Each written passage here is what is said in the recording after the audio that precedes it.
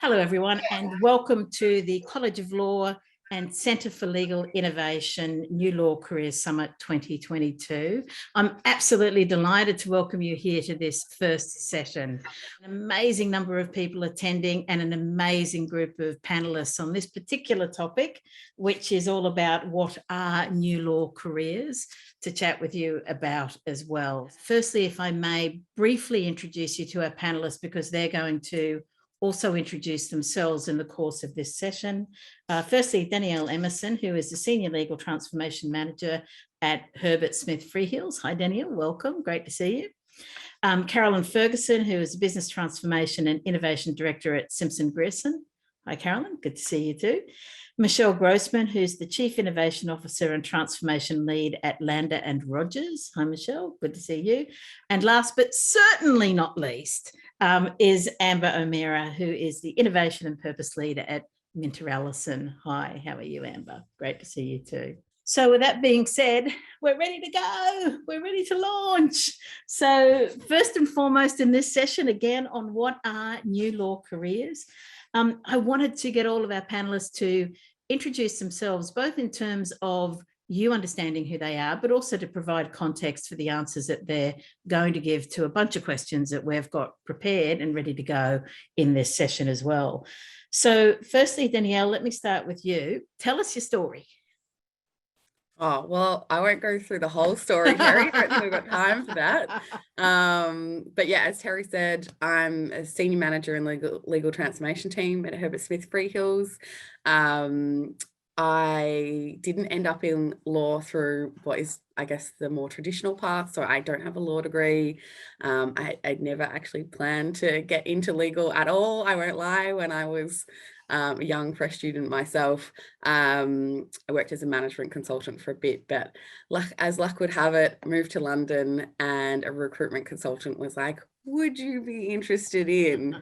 And yeah, I guess the rest is history from there. And so yeah, London, I ended up working at Linklaters with a bunch of other ex-consultants, and moving back to Australia, ended up at Herbert Smith Freehills. And honestly, I mean, speaking out new law, I have kind of started in legal project management, went into innovation and efficiency, now in legal transformation. So it's been a bit of a journey getting here, but I think that's kind of partly what this is about, right? It's what it's all about. So that's fabulous. Thank you very much. And Michelle, how about you? Tell us your story. So I'm Michelle Grossman. I'm the Chief Innovation Officer and Transformation Lead. I'm also fortunate to reside on the traditional lands of the Wurundjeri people of the Kulin Nation, and I'd like to just take the opportunity to pay my respects to their elders, both past and present. At Landers, I'm responsible for driving and delivering, with the support of our firm's fabulous iHub team, a pretty ambitious agenda focusing on analytics, internal digital optimization, client consulting, and external partnerships. Additionally, at Landers 4 years ago now, we established Australia's first law tech hub, and we have just kicked off the program again this year, which is the 5th cohort, which is running until late October, where we've got 5 residents joining us from Australia, US, the UK. All working on leading technologies or areas that advance and support legal practice, which excitingly includes a startup focusing on sustainability and environment, which is a personal passion of mine. Additionally, I'm a mum. I have 2 teenage boys. They're care of my dad and the best friend of my dog, and that's me. Fantastic. Amber, how about you? Good morning. Well, I'm a little bit like Danny. I don't have a legal training background, and I actually fell into law in a very non-traditional path as well. I had started out my career wanting to be a journalist, cadetting at Showing My Age, Smash Hits and Barbie magazine, and got approached by a recruitment agency, same as Danny, to see if I'd be interested in joining a law firm in their marketing team. I never in a million years thought that would be where I'd end up. And 15 years later, I'm still in law and loving it. So I was part of the marketing and business development team at Minter Ellison. I've been there for 5 years, and at the beginning of this year have had the great joy of joining as the firm's innovation lead. I'm a relative baby to the innovation and new law career space, but as I said to the CEO the other day, I by far have the best job in the firm. No offense to her. So that's a bit of background for me. Carolyn, let me come to you. Tell us your story. Hi everyone. So I'm Caroline. I'm the Business Transformation and Innovation Director at Simpson Grierson, which is a top firm in New Zealand. I'm based in the Auckland office. Kind of like Amber, I also believe that I have one of the best jobs in the firm. I'm all about delivering the firm's strategy, and I get to work with our legal teams as well as our amazing IT, P&C, marketing teams as well. So I love being that kind of connector, which I think is a key part of a new law job. So in terms of my story, I was at law school and spent most of my law school saying I would never be a lawyer. I did end up at one of New Zealand's biggest firms as a banking lawyer, and then ended up at Allen & Overy in London for 8 years. So I followed through and I did love it, but I did also find that I preferred reading the Harvard Business Review to contracts. So I was very lucky that when I was at A&O, I managed to move into what started as a business improvement team. And from that ended up the Legal Services Centre in Belfast, our legal project management team, a whole lot of online services. So I loved that ability to bring my legal skills, but support the wider strategy of the firm. I then ended up being a founding member of the digital team at A&O, and then I was just lucky when I moved back to New Zealand that Simpson Grierson had just set their next strategy, and it aligned with my skills. So I've been here for 6 years and I love it. My current projects involve, we're getting a new office in Wellington, so I'm working with architects and tech specialists and our own people to design that, so that's really exciting. Also overhauling our document creation, and also a new member of my team is a legal design expert, and we're doing some great workshops with one of our big clients. So great diversity, great skills, and I can't wait to get into this conversation further. What's interesting, thank you. And what's interesting also is that a couple of you at least have evolved your careers from overseas, which, you know, speaks to the fact that we're all speaking about this and currently located in Australia, but obviously what you've done and what you're doing in your firms reaches globally. You know, it's kind of borderless in terms of the sort of stuff that we're talking about today. So Caroline, I promise you we will get into the conversation right now, all right? But I thought in starting the conversation, we needed to kind of start a little bit with a definition because, you know, when we talk about new law career, and new law is still a relatively new term in this context anyway. I guess we used to call them alternative legal careers, but as they're mainstream, they're not really alternative anymore. So, you know, but to kind of put some sort of label on it, I guess. But, you know, as we look at them, they've also been predicated on a number of different things. And you've spoken to a number of these in your introductions. It might have been business needs or client needs or your own experience where you've kind of grown into the role. So really, and the list could go on forever. So it really, with that in mind, and knowing that each of you might define these slightly differently, I get that for that reason. What is a new law career in your view, and what roles do you think fall into that category in your firms? And Caroline, I'm going to start with you on that one. I'm going to start straight off and say, look, I don't have a succinct definition because I think it's such a big space, but I decided to take some inspiration from someone who I think just epitomizes having a new law career, and that's Drew Winlaw, who's a partner at Simmons & Simmons Wavelength in the UK, and has really led that kind of legal engineering space. And when I think of Drew and other great people in new law careers, I think of problem solvers, and I think of people who have the superpower of curiosity.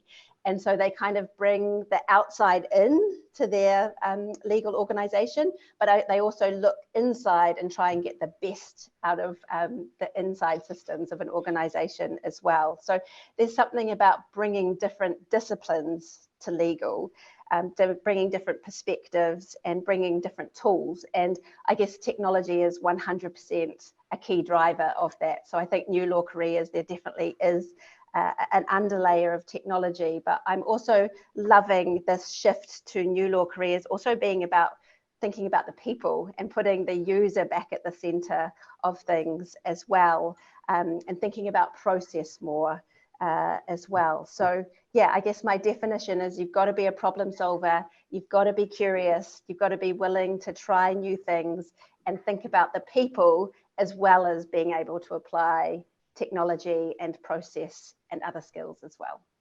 And the sorts of roles that you have at your firm, Caroline, I imagine reflect those specialisms in one way or the other. Is that a fair comment? Yeah, absolutely. So if I think of kind of my team at the moment, I've got a business transformation analyst, a legal designer, so kind of sits in that client experience space, a litigation projects manager, and a strategic projects manager. We don't have the luxury of having kind of all the 8 jobs that we're focusing on in the summit, but so we've got people that definitely cross over on those different spaces. So yeah, all of those roles are people that are all about how can we improve things? How can we solve our problems and clients' problems? And how can we bring different perspectives and tools to do that? And you raise another great point there, which I'm hoping we might be able to get into as well, and I'm sure that we will, but that these roles may exist internally, or they may be roles that you outsource or outsource and bring in a way, a little bit at a time, or on a more kind of regular basis as well. So just a fascinating way that these roles are not just emerging, but where they're placed and how basically they're adding value. So Michelle, let me ask the same question of you, if I may. How do you define New Law Careers, and where do you see those roles kind of reflected in your own firm?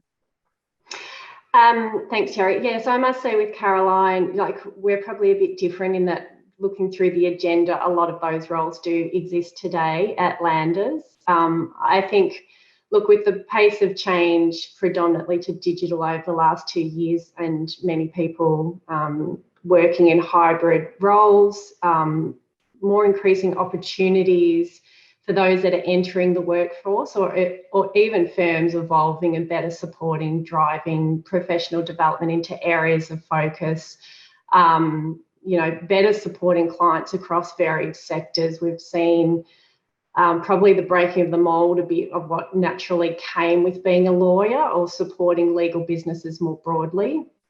At Landers, we've got many varied roles, which are increasingly spanning areas, including analytics, digital optimization, client consulting, partnerships, client service specialists, and we've also can create opportunities with internal sponsors and mentor roles that we offer through our Law Tech Hub for lawyers and non-lawyers. Last year, we also created a fun and new role for a full-time environment consultant, which is a lot different to what you would have ordinarily seen within a law firm environment.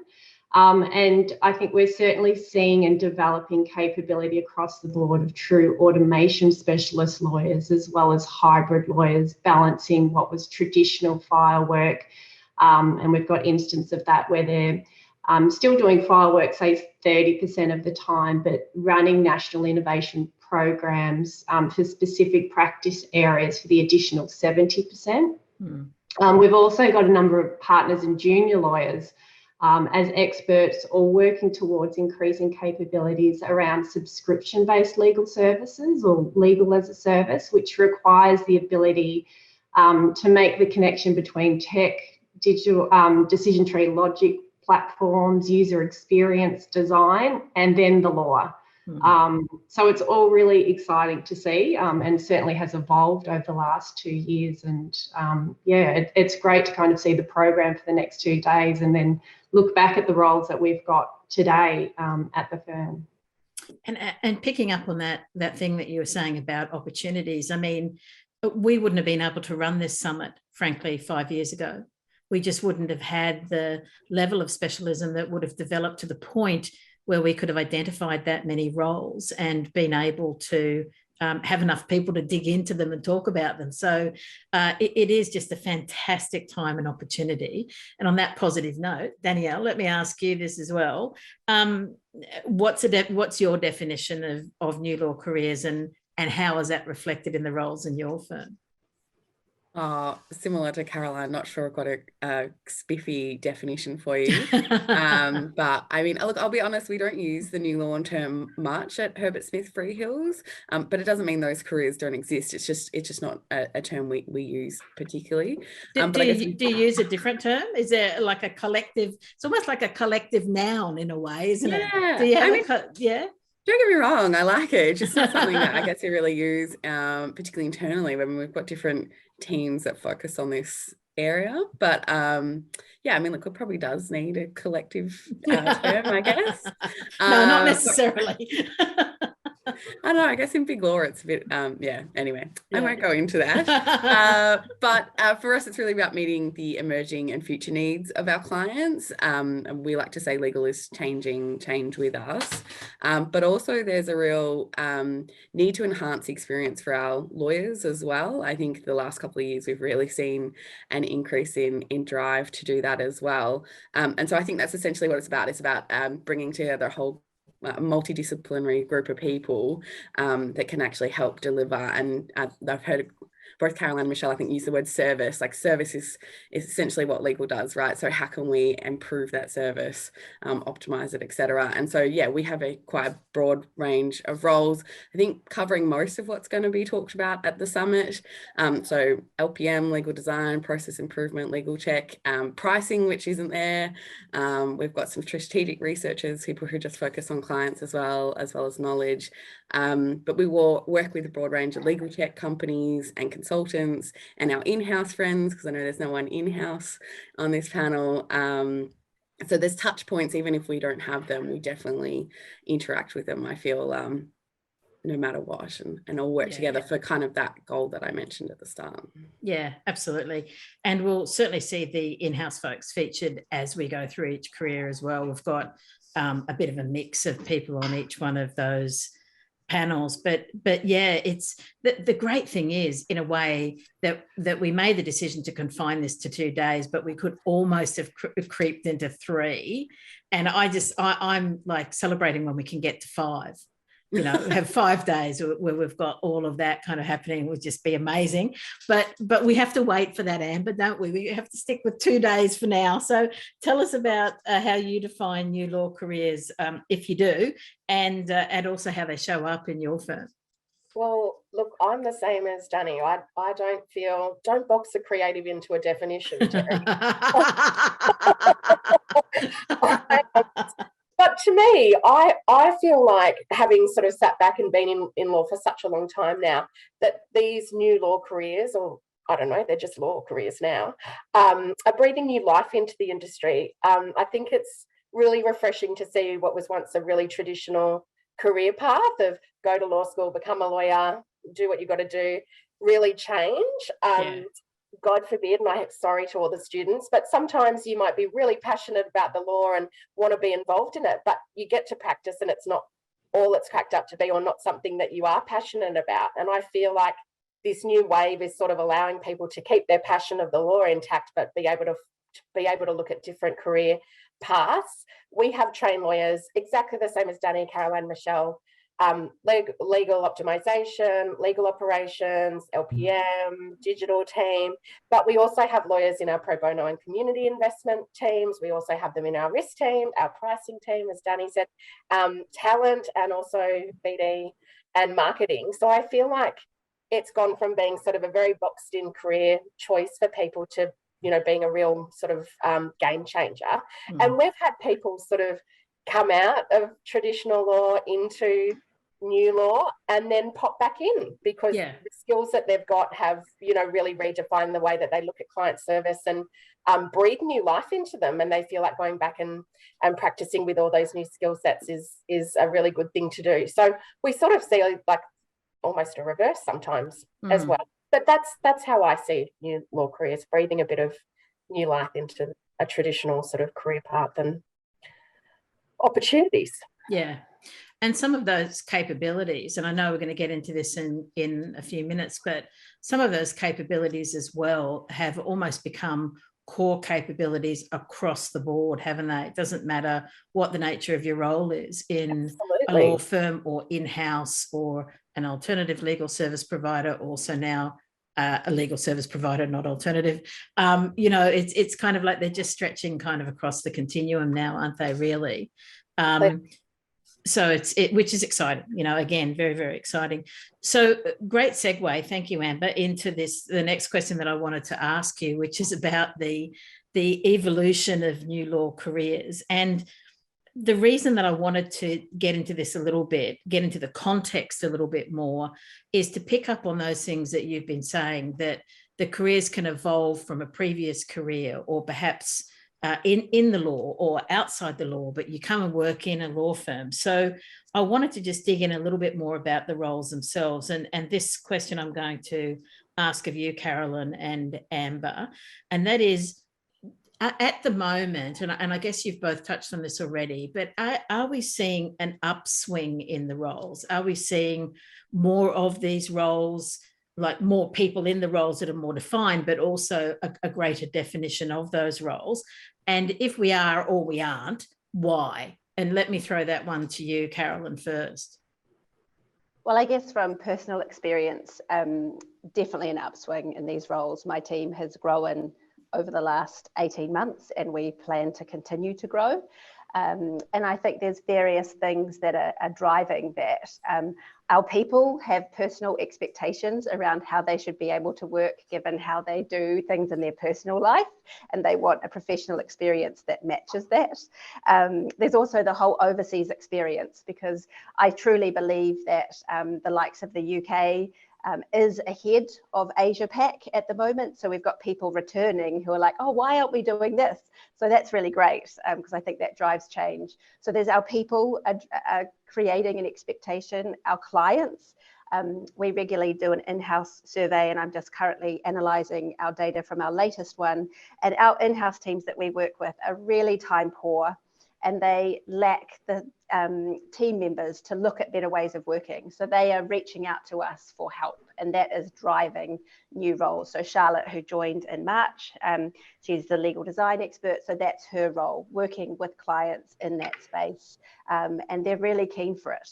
So that's really good. And then, of course, 100% technology. So if I reflect on when I first went to London, it was a global financial crisis. I was in a banking team. We were reviewing loan documents, but I was physically going to the bank to get physical loans and putting them in an eSlate folder and then distributing them to people to review. And then we were all putting it into a Word document. I mean, you just wouldn't do that now.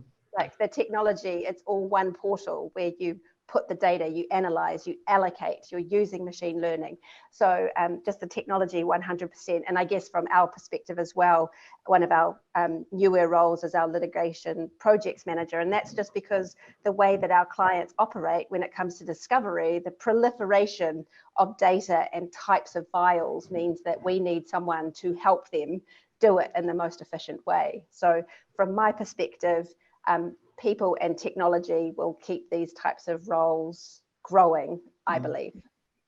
And Carolyn, just to ask you, if I may, just a second question on that. I mean, obviously some of the roles that we're going to be exploring are very tech focused. They've got the word tech in their title. But do you think that technology has been a catalyst for many, if not all, of these new law careers? Like, is it the underscoring baseline in a way for these? I think to date it has been, and I think there has been this whole digital transformation buzz and shift. And I guess one thing that I'm really liking to see is IDC and their kind of tech predictions this year. Of the 10 predictions, 2 of them were all about the flip to people first. So I think that until now, it has been all about, well, largely about the technology, but now I think it's more about what do we as people want as at work to do our job better, and how do we do that design, empathy, what are the actual problems, rather than just thinking we'll throw technology in it and it will go. Because we're all learning that the tech adoption just has not been there. Yes. So for me, yeah, up until now, a lot driven by digital and tech, but I think there's a shift happening now, which is really good to see, because I think we'll solve the problems in a better way. Yeah, absolutely. Very positive shift. I agree with you there. Amber, just want to get your thoughts on that one as well, just in terms of the I guess the number of roles, but also the depth of the roles as well on the upswing, do you think, as well? Or where's that going, do you think? I mean, I don't know how I could better that answer, Caroline. I'm skittling through my notes trying to find a little nugget that's different.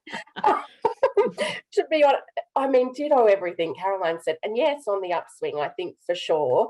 But I think it's sort of shifted. You had the GFC, and lots of people on this call will probably be too young to remember that 2009, 2010, 2011 period that shifted the way our clients wanted to work with us based on resources, both in their legal teams and monetary.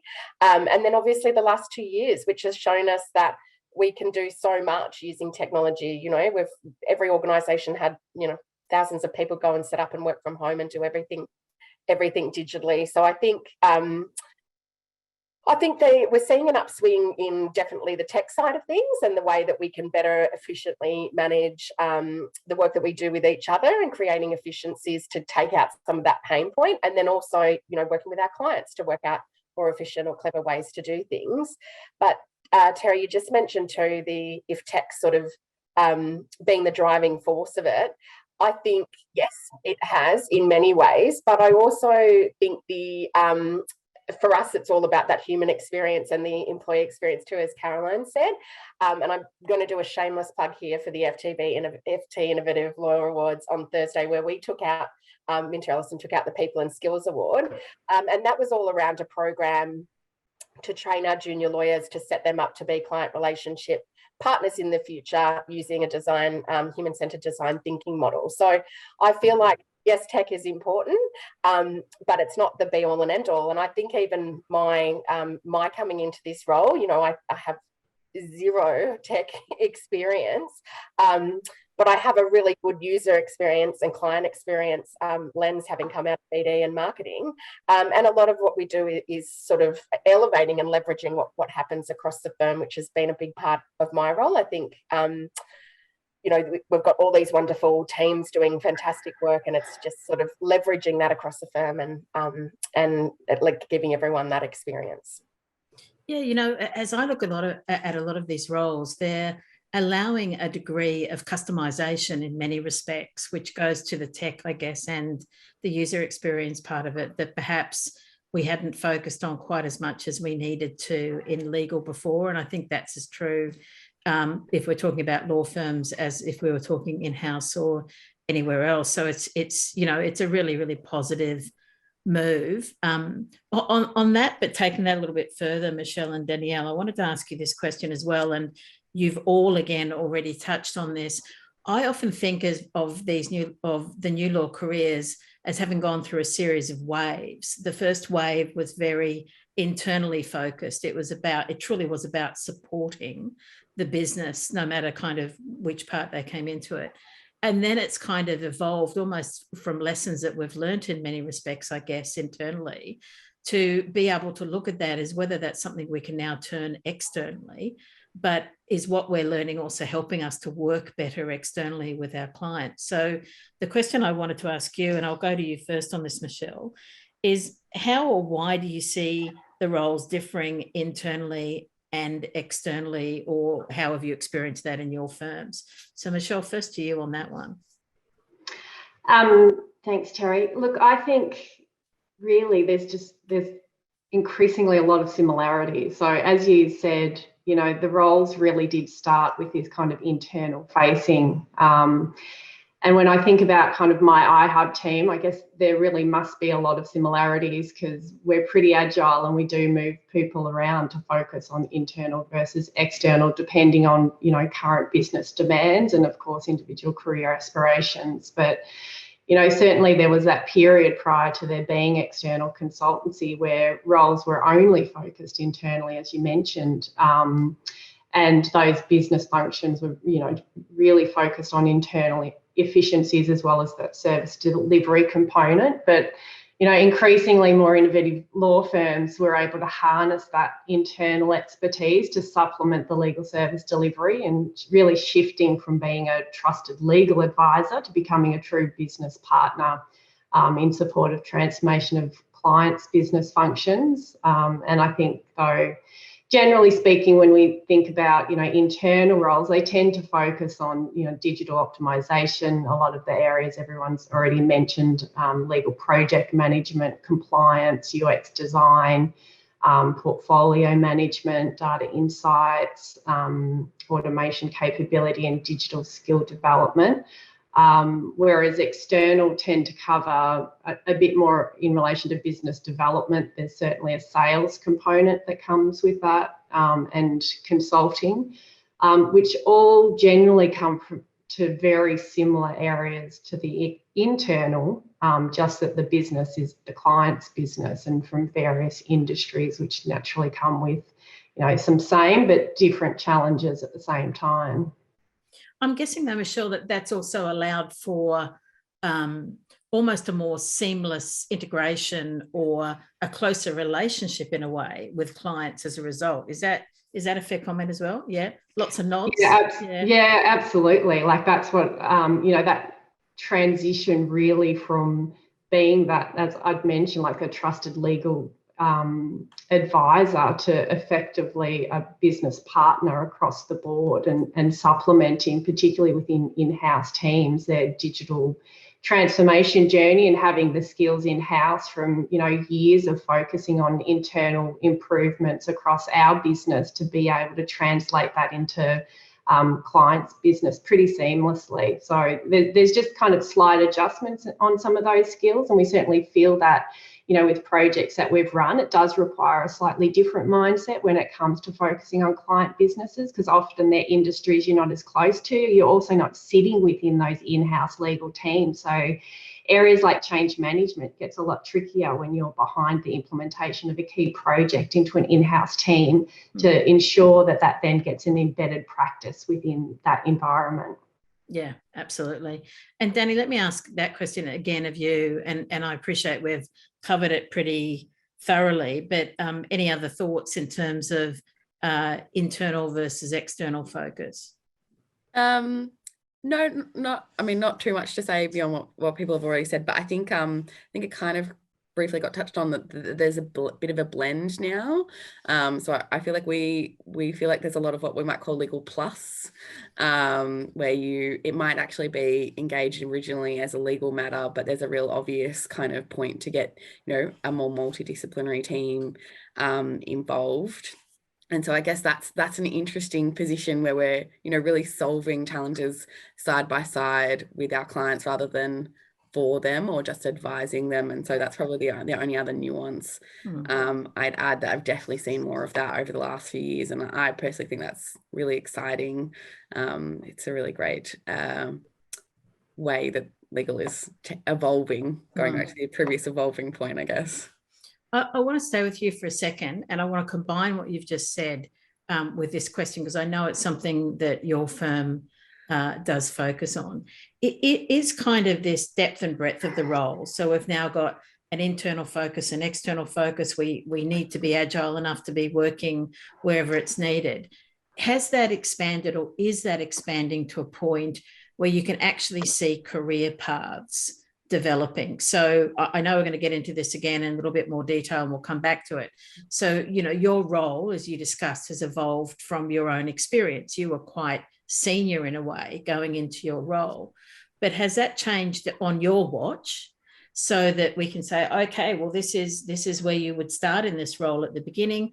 This is a middle amount of expertise. Now this is a senior expertise. So that real career path. Have you seen that evolve as well? Or evolving? Yeah, probably. definitely. Yeah. I think that, there's still, I'm glad you said evolving, because I think we've still got a way to go. And in fact, like we've grown our team quite a lot over the last kind of 9 months or so. And when people ask us about what their career might look like in 5 years, to be honest, we have to say we're almost not sure because it's all changing so quickly. So while we've got an idea, we've got a plan currently what it'll look like in 5 years, the reality is it'll probably incredibly different because so much is happening. But yes, so definitely expanding. I won't give away what I'll talk about in a bit, but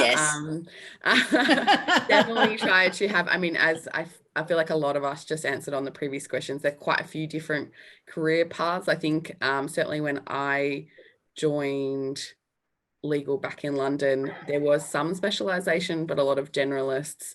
There's now definitely both. You can absolutely specialize in certain areas if you want within legal, but there's still the generalist path. We're not forcing everyone to be an expert in everything. So there's a bit of both. So remit for some people has expanded, but for the others it has meant because the teams have grown, they can actually focus more on their specialty a bit more if they want. So but we are find that the market, there's not enough people, we need more. So yeah, absolutely. We're gonna have to grow and train our own. Absolutely. So hold that thought for 1 second, because I want to kind of bring those pieces together a little bit in terms of what we've been talking about, but now very squarely under that heading of training and capabilities for new law.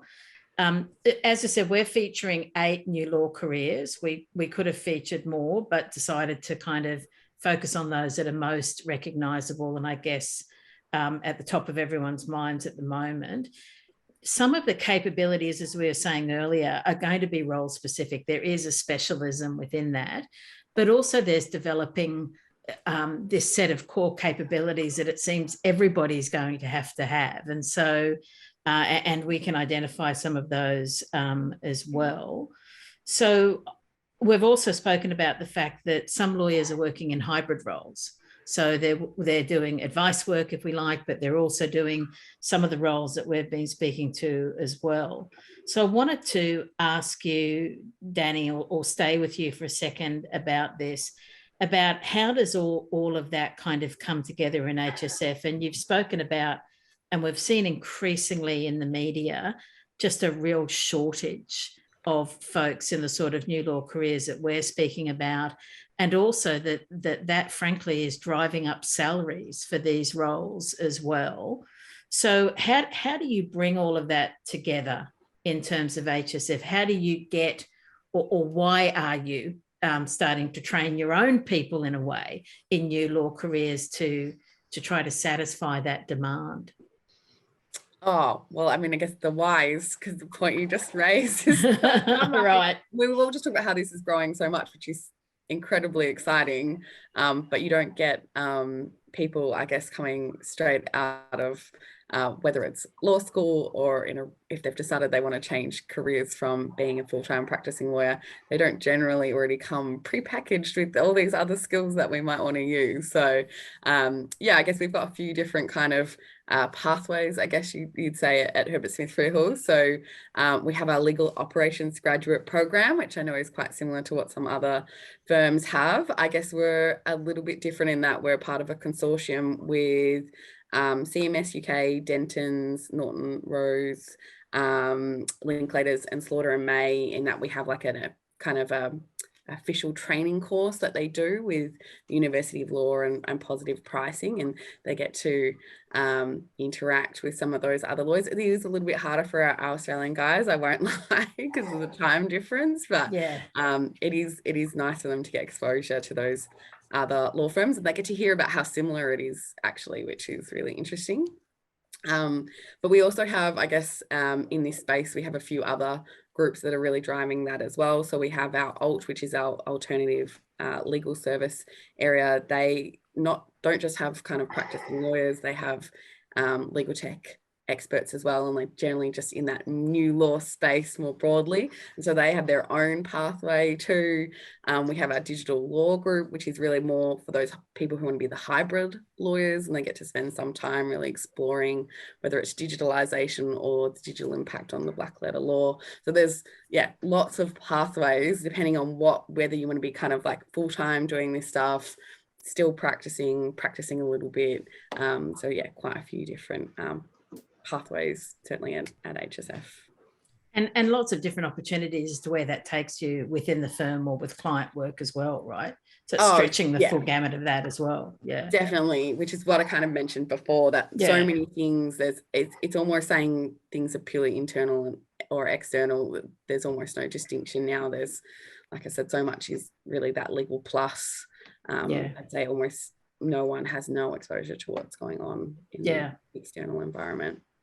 I'm going to put this same question to all of you, because I know that some of it is similar, but that you're also doing different things. So I just wanted to get people to get a feel about this so that they can understand how kind of training capabilities work and where that goes. So Amber, if I may come to you next in terms of mentors.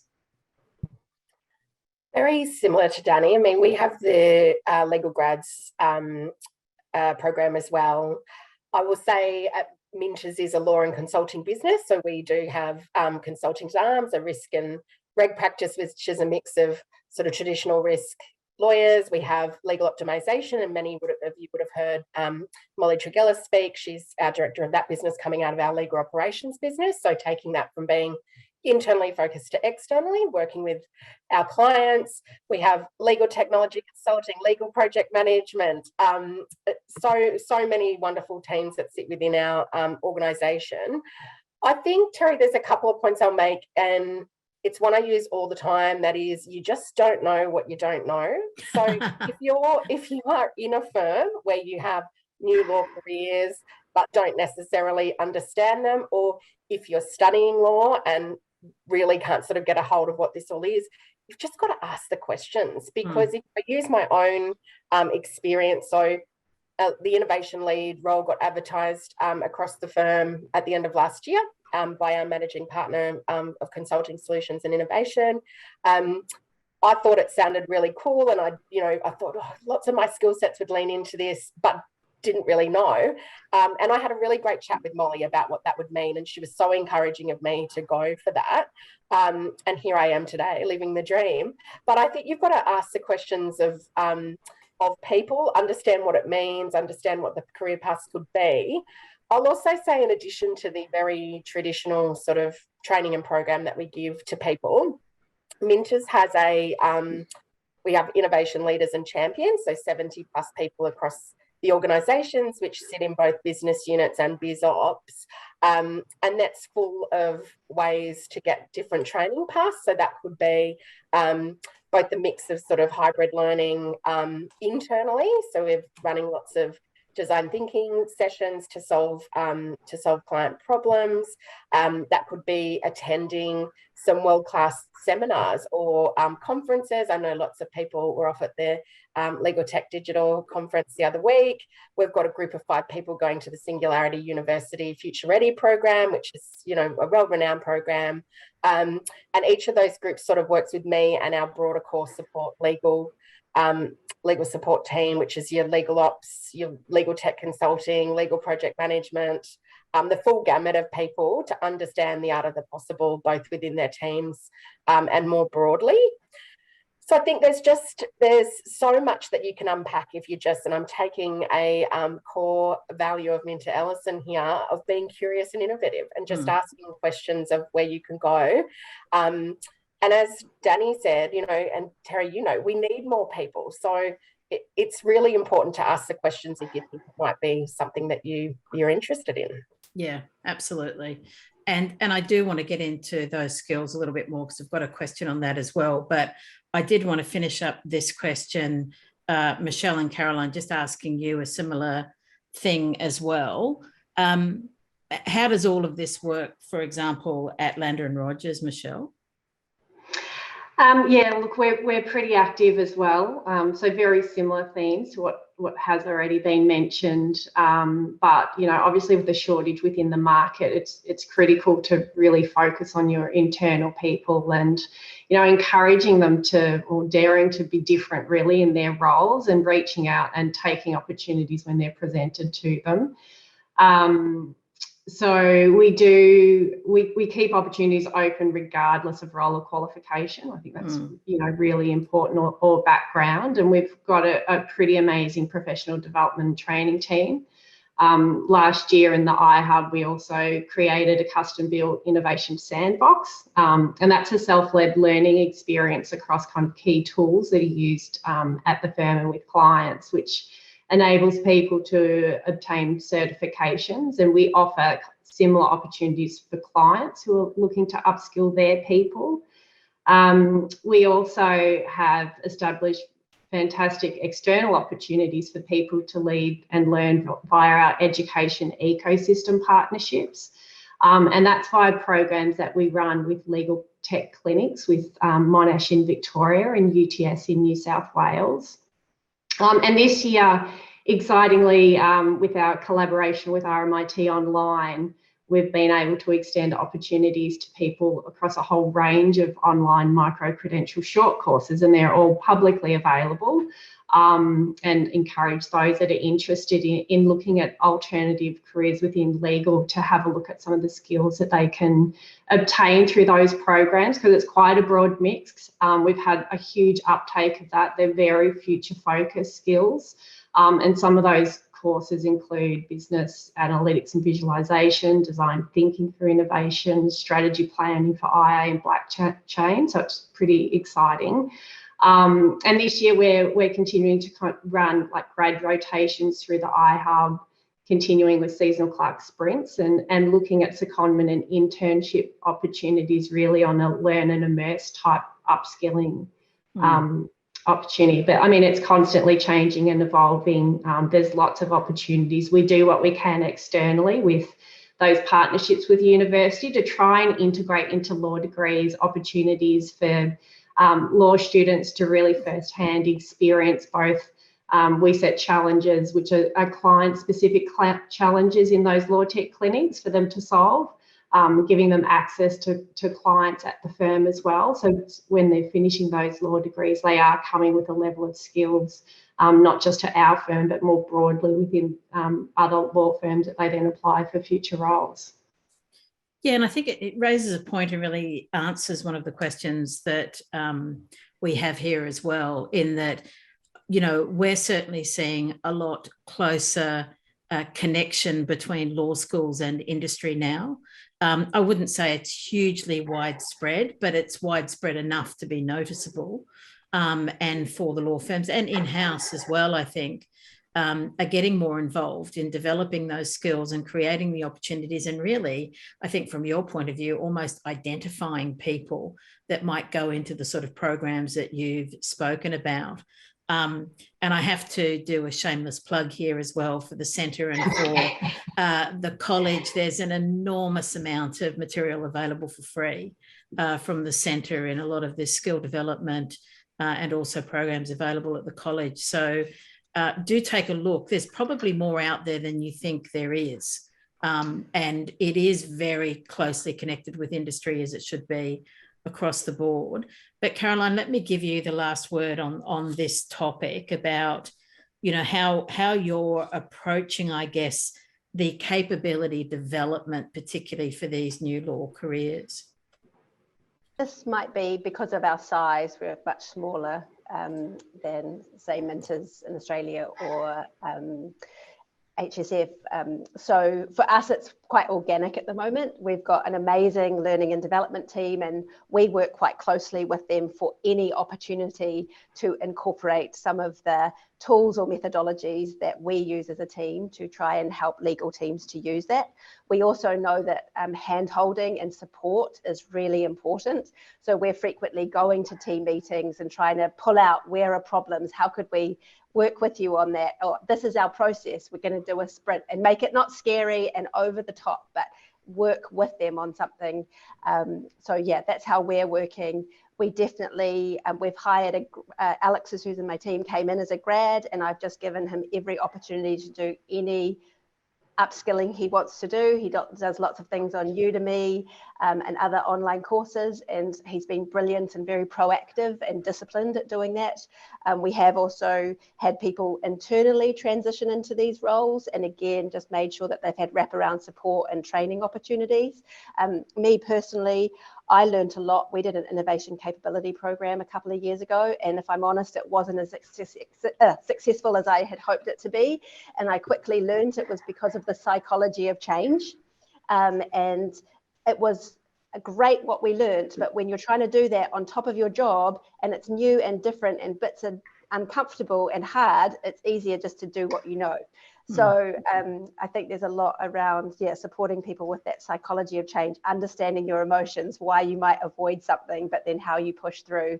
And one thing for us that's working is we've got a value around energetic for change and being at our best. So we're trying to use that as a kind of impetus for learning and development and pushing through that discomfort and doing something that ultimately should make your life easier and your client's life easier.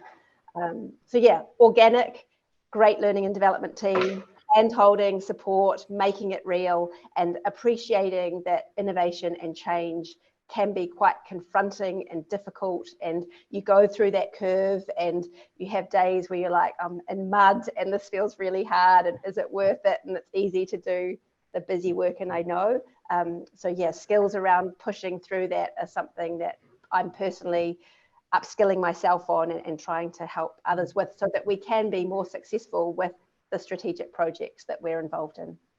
But what you're also speaking to there, Caroline, is like having an open mind, like more of a growth mindset. And yes. I think also a focus on the ability to experiment and an agility and adaptation and a resilience, almost overcoming a fear of failure for lawyers, I think, particularly right within that.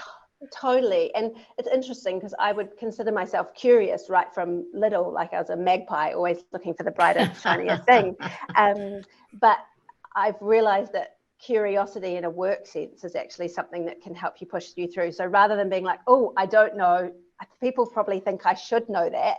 You just go, right, I'm going to get curious about it.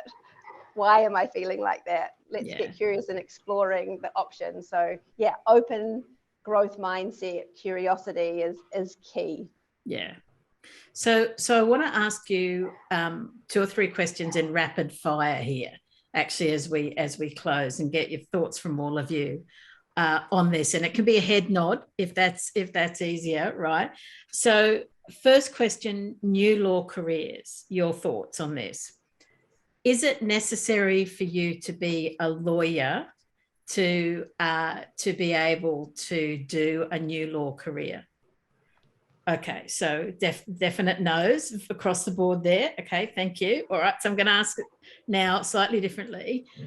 Is it, however, important if you're in a new law, emphasis on the law a bit here, career, that like any industry, you really do have to get on board with understanding the industry and its nuances, and legal has some nuances? Is that a fair comment? Yes. Danny, you looked reluctant in that comment. Okay, we've got a so-so. All right, we're going for the so-sos. All right, go ahead, Danny. What's a so-so? I mean, yeah, but it can be learned. Like I came from a different professional services environment. I mean, apart from the main thing for me was just the pace of change is much slower in legal, and that was the main thing to get used to. It's not that different, really. Yeah. I saw a so-so for Amber. Any other bits there?